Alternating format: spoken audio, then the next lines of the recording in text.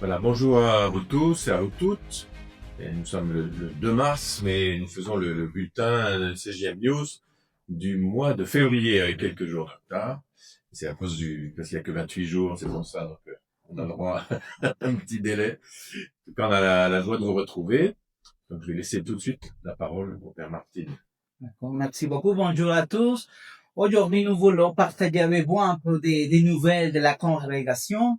Nous voulons commencer pour le temps de carême. Nous avons commencé ce temps spécial pour toute l'Église, pour nous préparer à vivre une expérience spirituelle. Mais ici, au niveau de la congrégation, vous savez bien que les associés ont préparé un document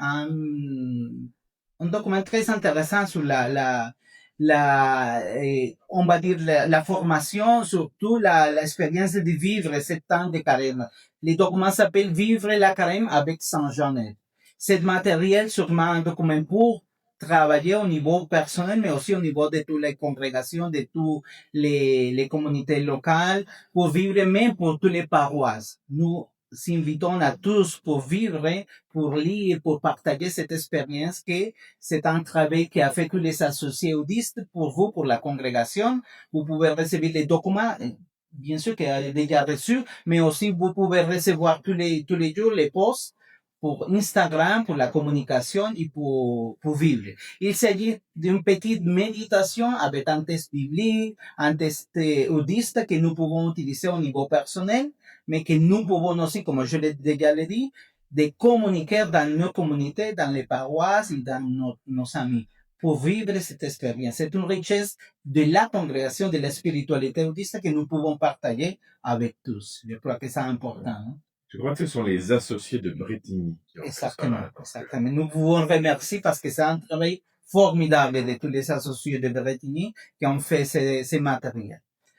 Aussi, nous voulons partager sur les directoires spirituels de la congrégation. Comme nous le savons déjà annoncé, les directoires spirituels, et c'est un document que l'Assemblée précédente nous a dit de travailler, de faire et communiquer à toute la congrégation. Nous avons déjà fait, nous avons déjà commencé à faire la communication. Maintenant, nous devons partager cette expérience pour tous les provinces. Le Conseil général a voulu participer directement sur cette expérience. C'est pourquoi que nous avons proposé d'accompagner dans les connaissances et l'exécution de ce directoire. Cette diffusion des directoires s'adresse aux membres du conseil provincial, aux supérieurs locaux, à le coordinateur des associés, pour qu'ils puissent après les communiquer à tous les confrères, tous les membres de la congrégation, pour les associés, pour les candidats, pour les incorporés. Nous voulons que tous les audistes, tous, puissent entrer dans cette dynamique spirituelle que le directeur spirituel nous propose. Les dates de lancement ont déjà commencé pour la province de l'Amérique du Nord et pour la partie francophone. Le père Jean-Michel, ça fait longtemps qu'il a commencé à travailler pour la diffusion de ce directeur spirituel. Pour la province de France et Afrique, va travailler le père Edena Foto, le père Jean-Michel Amorion. Pour la province de la Colombie et Minuto de Dios, le père Harold Castilla y le père Amado Pérez. La province de Venezuela, avec moi, le père Martin Solano. Les vicariats de Philippines et de Kenya, pour la partie anglophone, le père Eden Afotul. Et pour les vicariats de l'Amérique du Nord, surtout aux États-Unis, pour la partie espagnole des États-Unis, j'espère parler avec le père Girard pour travailler cette expérience de diffusion des directeurs spirituels de la congrégation. Ça, c'est la manière comme nous sommes en train de communiquer et de vivre dans toute la congrégation avec ces directeurs spirituels de la congrégation. Voilà, les premières rencontres sont prometteuses, il y a eu une bonne participation. Maintenant, le défi, ça va être de durer. Exactement. Voilà, de durer sur plusieurs mois pour continuer à vivre ensemble cette formation commune à toute la congrégation. Voilà, donc je vous parle moi de mon côté de la coordination internationale des associés qui s'est réunie samedi dernier, qui a accueilli 2 nouveaux membres, le monsieur Daniel Diebi pour la province d'Afrique, et puis Carmen Elena de Hurtado pour la province du Venezuela, donc 2 nouveaux membres qui c'est un remplacement normal qui se fait. Voilà, donc on a le comité a travaillé sur un plan d'animation pastorale jusqu'à l'Assemblée générale prochaine, avec cinq directions: la question des vocations, incorporées et vocation aussi d'associés, la question de la formation initiale permanente des associés, la question de la participation aux instances d'animation et de gouvernement de la congrégation, la question des missions, comment promouvoir la mission des associés et peut-être de nouvelles formes, et puis enfin la question des rencontres qu'on peut faire au niveau international. Donc on a déjà traité trois aspects la dernière fois et qui vont déjà être mis en œuvre, à la fois pour redynamiser la question des vocations, chercher le plan de formation, et puis des rencontres sont prévues, notamment une rencontre le 14 mars qui va être ouverte à tous les associés et tous les incorporés sur le carême. Et voilà, donc il y a un très bon travail qui se fait, et donc je salue ce travail de la coordination internationale des associés. Il y a aussi le comité international de la jeunesse missionnaire EDIS qui poursuit son travail, qui aujourd'hui réunit une quinzaine de jeunes, donc de 15 pays, plus les pères de toutes les provinces, un jeune par pays et un père par province. Donc il fait aussi son plan pastoral, et mon propos aujourd'hui, c'est surtout d'inviter partout où cela est possible à développer la jeunesse missionnaire EDIS. C'est sûr, il y a un travail qui se fait avec les diocèses, avec les paroisses, mais rien n'empêche que cela nous donnions notre couleur EDIS, parce que si on nous appelle dans un service, dans un lieu, c'est pour que justement nous puissions apporter notre spécificité et notre charisme. Donc je prends l'exemple de la province d'Afrique, où il y a une très bonne structuration qui s'est faite au niveau provincial, avec une déléguée, avec un père qui l'accompagne, avec aussi déjà un bureau. Il y a un qui charge de l'organisation, l'autre qui charge des finances, l'autre. Il y a des coordinateurs par pays, et déjà 9 groupes sont nés et sont accompagnés. Et là, j'ai bien vu pendant mes visites combien ils étaient mis dans la visite. Ils ont participé avec les associés aussi à toutes les rencontres, les repas. Enfin, c'est ainsi que nous voulions que la jeunesse se sente véritablement bien accueillie dans la congrégation.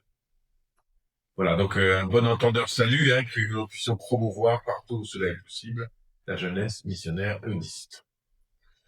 Autre chose que nous voulons communiquer, c'est la visite canonique que le Père Jean-Michel est en train de faire pour la province d'Afrique et même pour la province de France. La visite canonique, c'est un moment spécial, très important, pas seulement pour les supérieurs généraux, mais pour toute la province, parce que c'est une expérience pour partager, pour faire connaître la vie, qu'est-ce qu'ils font, la marche de chaque communauté locale. Et même pour nous, comme conseil de congrégation, conseil général, pour savoir un peu la réalité de chaque province. Comme je dis, le Père Jean-Michel est en train de faire la visite canonique. Il a déjà commencé en Afrique et il a déjà fait les 5 premières communautés, non? Kenya, Gabon et 2 en Côte d'Ivoire. Exactement, non? 5 communautés qui ont déjà fait la visite. Il va continuer la visite en juin prochain à l'Afrique. Mais les prochaines semaines, non, c'est les prochains jeudis, va commencer la visite en France. Et cette expérience, c'est important que je le dis parce que pas seulement pour connaître la réalité de chaque problème, mais aussi en vue de l'élection des supérieurs provinciaux. Ça, c'est l'idée de chaque visite canonique. S'il vous plaît, nous pouvons prier pour cette visite en Afrique et aussi en France. Également, nous voulons partager avec vous que le prochain mois de mai, nous ferons le conseil des congrégations à Honduras, Tegucigalpa.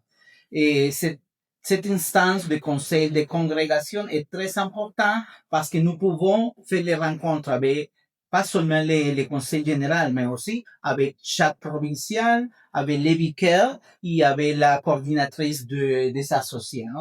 C'est un moment pour partager, pour vivre la fraternité, pour connaître la réalité de chaque province, mais aussi c'est en vue de préparer la prochaine assemblée provinciale 2027 et pardon l'assemblée générale 2027 et que nous devons faire pour l'élection des prochains groupes, les prochains supérieurs généraux et pour l'avenir de la congrégation au niveau de tout le monde. C'est une expérience de ce conseil de congrégation, c'est une expérience pour travailler et pour vivre la vie de la congrégation et de chaque province. Là, des joies à partager, c'est aujourd'hui le 8 février dernier, il y a eu des entrées en probation. Donc c'est la première étape d'engagement.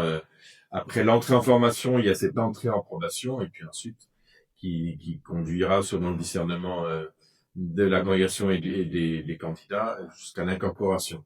Donc il y a eu la province Minuto de Dios a eu la joie d'admettre en probation 13 jeunes candidats, et la province d'Afrique en a accueilli 6. Voilà, donc nous pouvons nous réjouir de ces 19 nouveaux entrés en probation, et puis les accompagner de notre attention, de notre prière, et puis aussi de notre générosité, parce que nous avons toujours besoin de la générosité des uns et des autres. Merci beaucoup.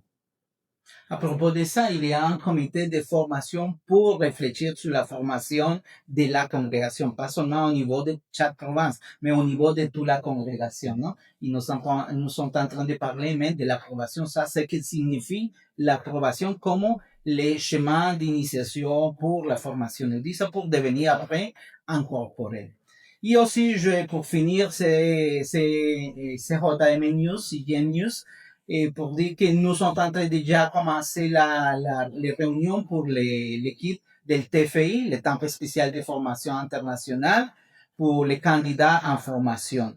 Ce temple spécial, ça va être en Colombie, 2 lieux. D'abord, on va commencer à Bogotá, à Valmaria, et après, on va à Antioquia, à San Pedro de los Milagros. C'est les 2 lieux pour les prochains temples spéciaux de formation internationale. S'il vous plaît, beaucoup de prières pour tous les candidats qui vont vivre cette expérience del temple spécial de formation internationale. Le temple spécial, c'est une richesse pour vivre, pour connaître la spiritualité, la vie de Saint Jean, la vie de la congrégation, pour s'approfondir cette expérience d'être vraiment un eudiste dans la congrégation.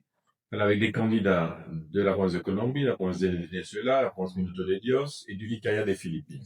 Une bonne vingtaine, et sous la houlette de mon cher vicaire général, voilà, qui accompagne tout ce processus avec 3 pères, le père Giovanni Colorado, le père Carlos Silva et le père Juan Carlos Bejarano.